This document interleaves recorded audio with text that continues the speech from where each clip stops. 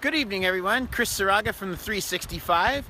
If you haven't noticed, I've switched over to the live feed on the actual page there. So you are viewing this from the 365's page, hopefully. If not, I will have shared this and you have seen this from my personal page. I'll be doing all of the live streams from the 365's page from now on. So that way it's a little more authentic and not so much me anymore, more like the news agency, since we're starting to get legitimized here. And speaking of being legitimized, yesterday I went to the DWR's conference in Gridley, the community meeting there, and heard a lot of really great things. Some of the stuff that I was hearing there is, well, let me just start off with one thing I want to talk to you. We'll just go straight to that. So, there has been rumors of a leak in the dam face itself. It's a rumor, as far as I can tell. I've researched it fairly thoroughly. I spoke with someone from DWR. They also agreed that it's a rumor. What happened, they said, was that when the dam was built, they pulled material from the clay pits in Oroville, California. And in that one area where people have seen that grass growing, that one area has what he called a lens of clay. That area keeps water more. So the more clay you have, the more water stays there. The more likely the water stays there, the more likely the grass grows. Hence we get a piece of grass, an area of grass growing on the face of the dam each year. So that is what they said. I am reporting what he said to you. Whether you believe that or not is entirely up to you. I do consider my source from the DWR very trustworthy. He's one of my childhood friends. I don't know that I want to quote his name yet because I don't know if he is able to say that stuff out loud or not. I'm not sure his position. I just reconnected with him yesterday. So if I will talk to him and ask if it's okay to use his name, and I will cite my source at that point. So anyway, there was a lot of people at the meeting there yesterday, and it was a great thing to see. Generally, it was well received. There wasn't too much animosity, a little, but not a lot. And overall, people were able to speak back and forth and at least get their thoughts heard, if not also answered. There were some questions that I hadn't expected, such as some of the farmers from Gridley were speaking about how the river was collapsing and taking their trees with it when the river level goes up and down. So that was a surprise to me. I hadn't realized that would be a factor. It's obvious now that they said it, but I did not realize it then.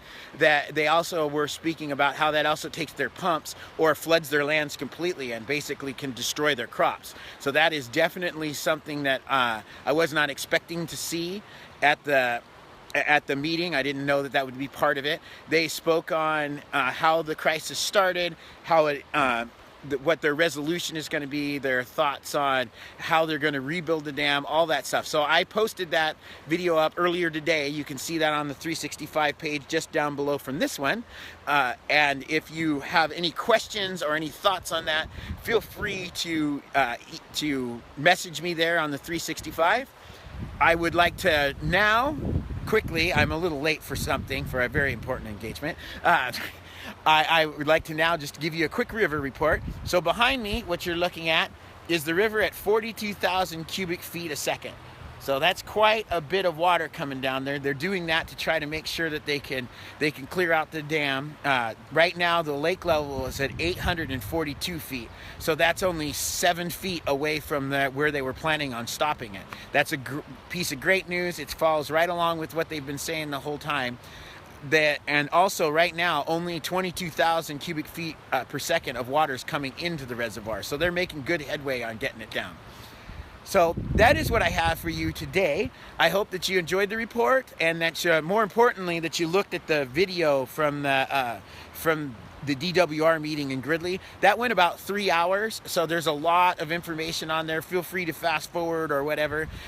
You should be able to look at that whole thing as much as you want. It will be up permanently, so you can come back to it if you need to. There will be another meeting on May 2nd in Oroville, California at the Municipal Auditorium, just down from where I'm at. Oh, by the way, I happen to be just down from the Centennial Park in Oroville, California.